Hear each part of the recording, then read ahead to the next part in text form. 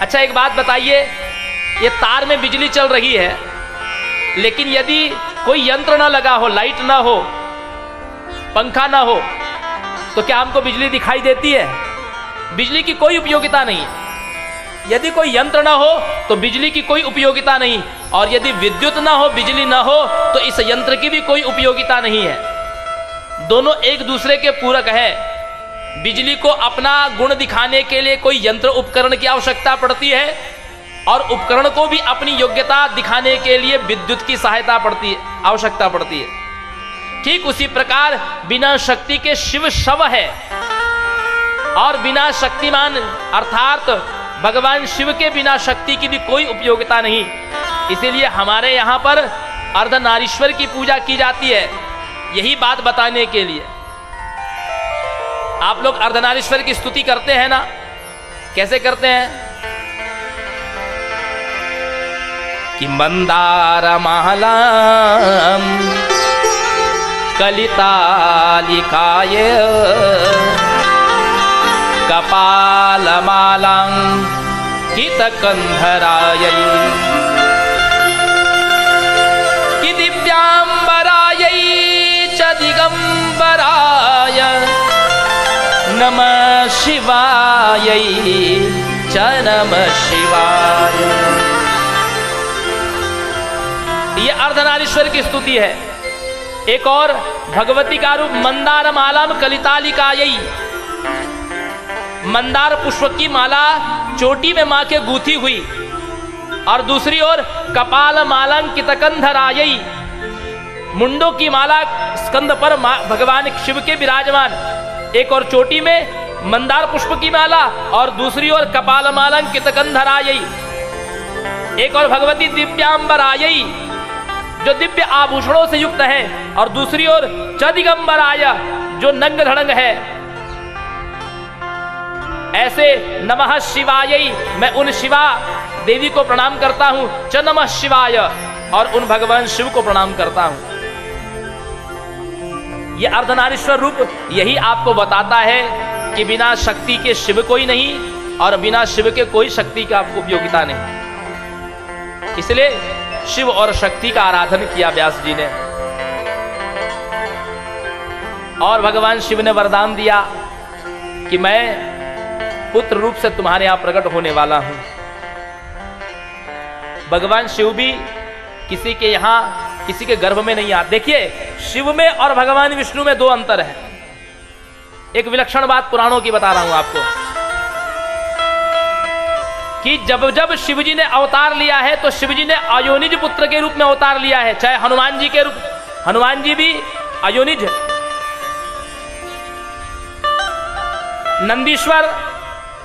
नंदीश्वर भी अयोनिज,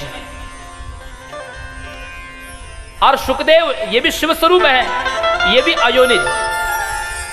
शिवजी अयोनिज क्यों होते हैं? शिवजी का जो रूप प्रकट होता है अयोनिज क्यों होते हैं? क्योंकि शिवजी को कोई श्राप नहीं है, और भगवान विष्णु गर्भ में आते हैं।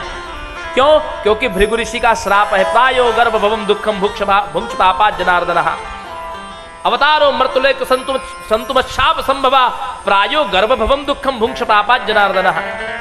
परसों कथा में कहूंगा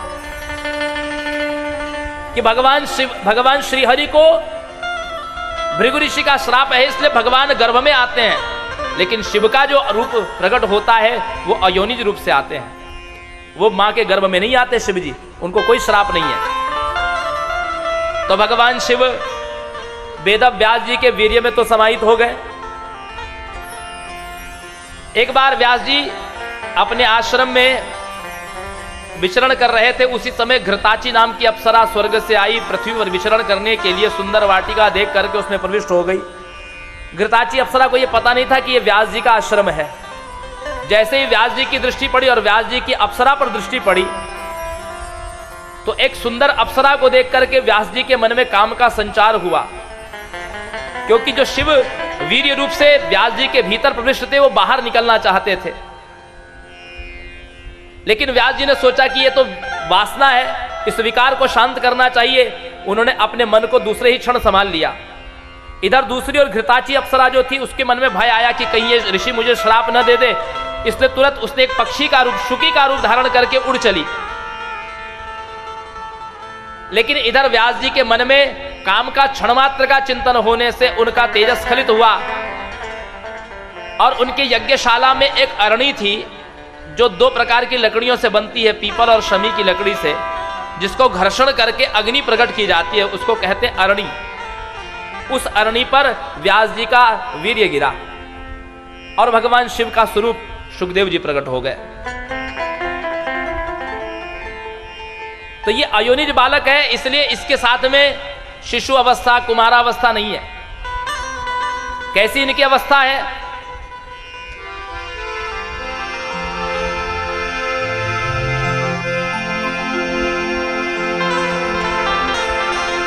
त्वं द्वयष्टवर्षं सुकुमार पादं करोरुवामां सकपोलगात्रम् चार्वायताक्षो न सतुल्यकर्णं शुभ्राननं कम्बुसुजातकण्ठम्।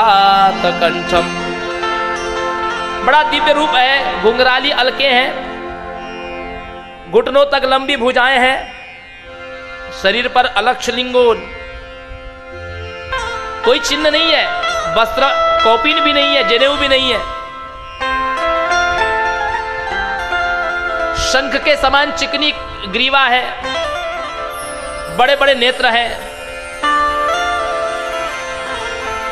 तुम द्वयष्ट वर्षम सुकुमार पादम, सुंदर चरण है और अवस्था कितनी बड़ी है? 16 साल की जितनी अवस्था। तुम द्वयष्ट वर्षम, 16 साल जितने दिखाई देते हैं।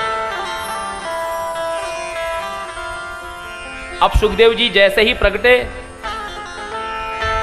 भगवान शिव का अंश होने से ये वैरागी है और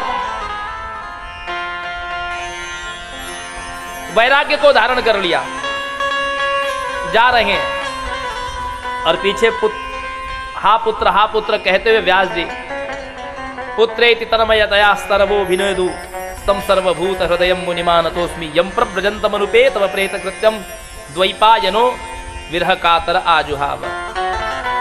हा पुत्र सुनो तो, मेरी बात तो सुनो। अरे मैंने अपनी कामना से तुमको प्रकट किया है, मुझे वात्सल्य सुख तो लेने दो। रुक गए। व्यास जी ने अपने उस पुत्र को जातक संस्कार किया और बृहस्पति के पास में पढ़ने के लिए भेजा।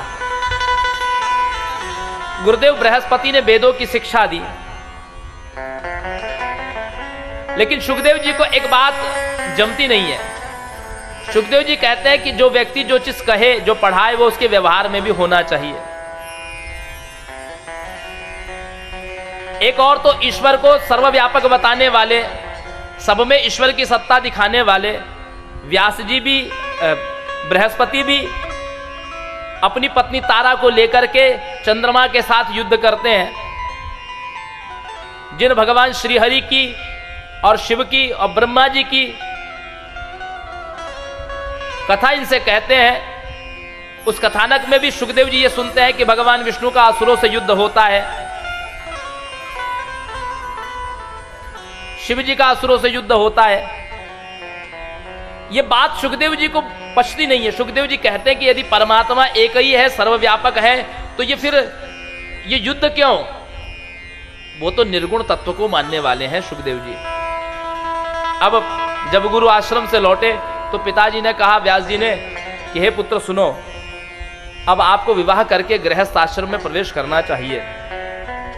आपने ब्रह्मचर्य आश्रम पूरा किया है, अब आपको गृहस्थ आश्रम में जाना चाहिए।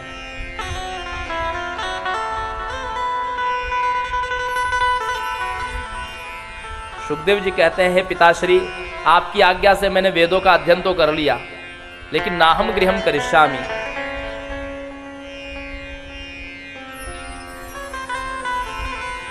हे पिताश्री, ये गृहस्थ आश्रम बागुरा सदृशम बंधनम सर्वदेही नाम, जैसे बहेलिए का जो फंदा होता है ना, जिसमें वो हिरणों को फंसा लिया करता है, उसमें से जीव निकल नहीं पाता, ठीक उसी प्रकार ये गृहस्थी भी बंधन है, इसमें से कोई मुक्त नहीं हो सकता। मैं गृहस्थी में नहीं आना चाहता।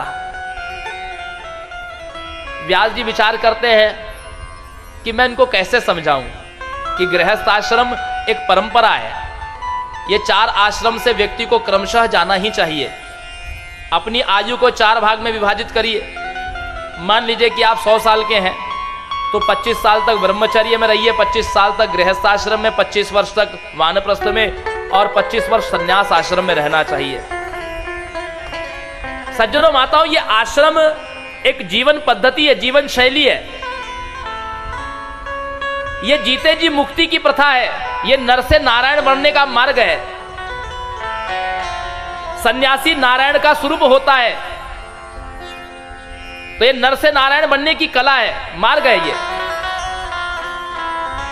और कोई भी व्यक्ति किसी आश्रम का अतिक्रमण करके नहीं जा सकता।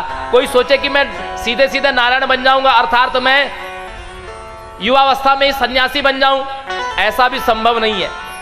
क्योंकि जब तक आप विकारों का दर्शन नहीं कर लेते, जब तक आप विकारों से लड़ नहीं लेते, जब तक आप उनको परास्त नहीं कर देते, तब तक आप सन्यासी नहीं हो सकते।